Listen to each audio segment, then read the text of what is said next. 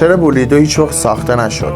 این سوال خیلی اشتباهیه. یعنی بولی 2 به یه حد زیادی ساخته شد ولی هیچ موقع اجازه انتشار شدنش رو ندادن. پس باید اینجوری سوال کنیم که آقا چرا راکستار نذاشت بولی 2 تکمیل بشه؟ پس بریم که با هم ویدیو رو داشته باشیم ببینیم علتش چیه با هم. برو بریم.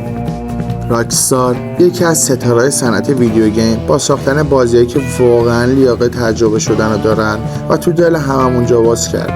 بازی‌های این استودیوی بزرگ نه تنها مرزهای داستان‌سرایی جابجا می‌کنه بلکه استانداردهای جدیدن برای بازیسازی و هم برای بازی کردن تعریف می‌کنه. تجربه کلی ما از ویدیو گیم رو به شکل کاملی تغییر میدن.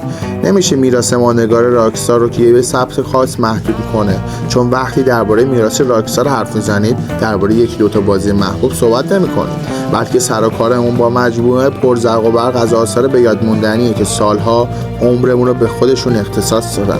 از یه طرف GTA داریم که آزادی عمل دیوانه‌واری رو بهمون میده تا تو جهان بزرگش غرق شیم، و از طرف دیگه‌ای هم رد رو داریم که با داستان دیوانه‌وارترش ما رو توی غرب وحشی به خاک سیاه میشونه.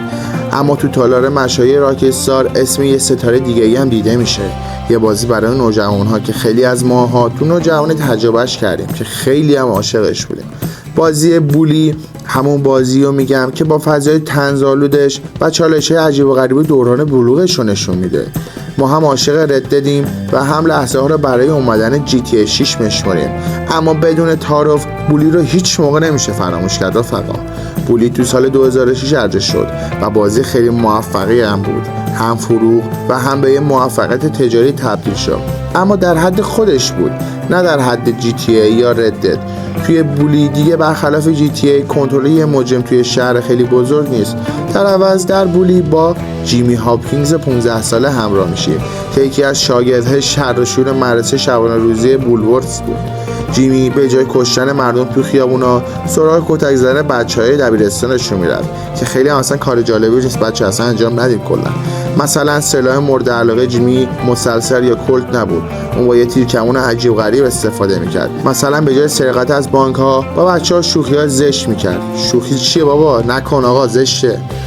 کاری که شاید خیلی از ماها میکردیم، یا اگه خودمون این کار رو نمیکردیم یه سری دوست و رفیق تو دبیرستان داشتیم که اونا این کار رو انجام میدن و ما نگاه میکردیم ما بچه خوبی بودیم، مثلا کلا آقا زشت این کارا چیه. آره خیلی بچه خوبی بودیم. یه چیز جالبی که الان یادم افتاد اینه که شما هم بیاید نظرتون رو توی کامنت ها بهمون بگید که چه کارهایی تو مدرسه انجام میدادید، چیزای بامحال و بامزه‌تون رو بگید، فقط قابل پخش باشه که میخوام بقیه هم ببینن. بریم سراغ ویدیومون. برای اینکه بفهمیم دنباله بولی چرا هیچ وقت ساخته نشد باید برگردیم به سال 2008 میلادی. اون موقع تازه از چند ماه خرید استودیو مکداک سافر توسط راکستار میگذشت. این استودیو نسخه بهبود یافته بولی هم ساخته بود که اسمش رو تغییر داده بودن به راکستار نیو انگلند و کار رو روی پروژه‌های مختلف مثل بولی 2 رو شروع کرده بودن. هم موقع بود که اعضای این استودیو می‌خواستن توانایی خودشون رو به راکستار ثابت کنن، اما از بخت بعد اونها تحولات درونی راکستار شروع شد. راکستار دیگه شرکتی نبود که چند تا بازی پرخرج توی سال عرضه کنه. هم موقع بود که تمرکز سازنده GTA رفت روی ساخت بازی‌های خیلی بزرگ، خیلی پیشرفته و خیلی با کیفیت. بچه‌ها بودجه بازی راکستار به طرز عجیب افزایش یافت، گرون و پرخرج. راکستار فقط می‌خواست بازی‌ها رو بسازه و عرضه کنه و معرفی کنه که هر کدومش یک رویداد ویدیو گیمی مثل ایتریو داشته باشه، دقیقاً مثل GTA 6. ولی بازم میگم هممون خیلی منتظر GTA ایم. اعضای راکستار نیو انگلند خیلی خیلی خیلی خیلی دوست داشتن که بولی 2 رو بسازن، یعنی در حال ساختش هم بودن که مثلا به راکستار نشون بدن که ما هم همچین توانایی رو داریم، ولی خب راکستار هیچ موقع این اجازه رو بهشون نداد که انجام بدن و خب هی پشت گوش مینداخت راکستار این قضیه رو. حتی با افزایش فشار کار اعضای تیم توسعه بعضی وقتا تا دیر وقت میموندن و شرکت کار میکردن، ولی خب قضیه اینه که راکستار اولویت دیگه‌ای داشت. اون موقع نزدیک 70 نفر روی بولی 2 کار میکردن، اما از اون ور راکستار عقیده داشت که بازی دیگه‌اش مهمترن و نیاز به توجه بیشتری دارن. به خاطر همین هم بود که راکستار تصمیم گرفت که بعضی از اعضای این استودیو رو به جای دیگه منتقل کنه، ولی روی بازی‌های دیگه مثل ردد 1 و مکس پین 3 تمرکز کنن. همزمان با این نقل و انتقالات فشار کار روی راکستار انقدر زیاد شده بود که بعضی از اعضای مهم استودیو بیخیال کار کردن توی این پول ویدیو گیم شدن و استعفا دادن. البته اینم بگم راکستار هم خیلی خودش زحمت کشید و یه سری رو اخراج کرد که فکر نکنن خبری اینجا. آره خلاصه بده 6. راکستار به طور رسمی هیچ وقت درباره بولی 2 نگفته، اما اعضای کلیدی و مهم شرکت توی سالهای گذشته جزئیاتی از این پروژه رو فاش کردن. برای مثال ظاهرا وقتی راکستار توی سال 2009 بازی رو کنسل کرد، بین 12 تا 18 ماه از شروع کار روی بولی 2 میگذشت. حالا میدونی کجای ماجرا خیلی زشت‌تر شد؟ وقتی فهمیدیم که تا همین چند سال پیش یه نسخه قابل تجربه از بولی 2 توی راکستار نیو انگلند وجود داشته. بولی 2 که میتونست یکی از بهترین بازی‌های این استودیو تبدیل بشه. بخش غم انگیزتر این ماجرا اینه که اعضای استودیو فقط 2 تا 3 سال تا تکمیل کردن بولی 2 می‌خواستن، زمانی که البته هیچ وقت بهشون داده نشد. تولید بولی 2 کاملا آماده شده بود، طوری که میتونستن سازنده‌های بازی با اشیا و یه سری چیزا ارتباط برقرار کنن. حتی بازی نقشه هم داشت و NPC ها توی بازی میچرخیدن. در کل حدود 6 الی 8 ساعت بازی رو آماده کرده بودن، ولی خب اتفاقی نیفتاد. کلا دیگه نذاشتن عرضه بشه بازی. فکر کن بولی انقدر خوب بود که یه سری از بازی الان آماده تر بود. بولی 2 انقدر خفن بوده که ویژگی‌های خفنش رو تو پروژه‌های دیگه هم مورد استفاده قرار دادن. بعضی از اعضای تیم سازنده به افزایش 3 برابری ابعاد نقشه بازی نسبت به نسخه اولش اشاره می‌کنن. این یعنی نقشه بولی 1 باید بگیری 3 برابرش کنی تازه میشه نقشه بولی 2. تازه ظاهراً افزایش ریزکاری‌ها بیشتر از بزرگی نقشه اهمیت داشته و هدف سازنده‌ها ساختن یه بازی بوده که بتونید وارد تک تک ساختموناش بشید. البته الان برای ردت مود میسازن که این کارو کنن.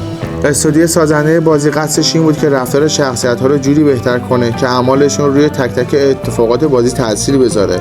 نمونه این اتفاق توی ردد 2 هممون به خوبی دیدیم. یکی از ویژگی‌های برجسته بولی 2 شکست واقع‌گرایانه شیشه‌ها بود.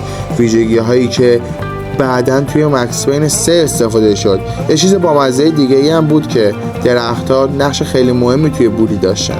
سازنده‌های بولی می‌خواستن سیستم بالا رفتن از درخت رو خیلی پیچیده عمیقی براش طراحی کنن. فکر کن چی میشد بولی 2 ساخته میشد. خیلی حال میداد. ببین خیلی حال میداد رفقا. من که بولی 1 بازی کردم اینو متوجه میشم. شاید خیلی هم بازیش نکرده باشیم ولی خب اونایی که تجربهش کردن میفهمن اگه بولی 2 میومد چقدر قرار بود ما حال کنیم، چقدر قرار بود ما بخندیم، چقدر خاطراتمون مرور میشد. حیف شد. همه میدونیم که صنعت ویدیو گیم صنعت بی‌رحمیه. بالاخره اگه بی‌رحم نبود اسم صنعت نبود. خیلی از پروژه ها به دلیل عجیب و غریبی لغو میشن در حالی که برای ماها قابل هضم نباشن. ما نمیفهمیمشون. بولی 2 هم یکی از همین پروژه ها بود که قربانی ساختن بازی‌های بزرگ مثل ردد ردمپشن و سومین نسخه مکس پین شد. معلوم نیست که بالاخره چشم و جمال بولی 2 روشن میشه یا نه، اما اعضای اصلی راکستار نیو انگلند بعد از گذشت 10 دهه بر روی پروژه ها هنوزم علاقه خودشون از دست ندادن.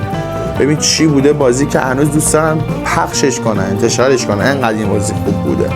اونا همیشه میگن بالاخره یه روزی نسخه نهایی بولی 2 رو بازی میکنن. سازنده‌های بازی فکر میکنن بولی 2 میتونه یک بازی خیلی خفن و منحصر به فرد فوق‌العاده بشه. اونا میگن که کنار گذاشتن بولی 2 یک فرصت سوزی بزرگ برای راکستار بوده و ایده‌های جذاب بولی 2 هنوز ارزش یه شانس دوباره رو داره. آقا دستمون که اصلا کلا کاری بر نمیاد. آقا یه هکری چیز پیدا شه بزنه این کمپانی راکستار رو هک کنه، این نسخه رو لیک کنه، این بازی رو بده بیرون، ببینیم چی بوده که این هم ازش تعریف میکردن گفتن آقا اینقدر خوبه این بولی 2. ویدیو که تمام شد کلا. اینم بگم که این بازی یعنی بولی یه نسخه هم داره برای iOS و اندروید که میتونید اونم بازی کنید. اسمش هم از اسکولار ادیشن که بازی بولی دیگه، بالاخره هر چی باشه بولیه. آره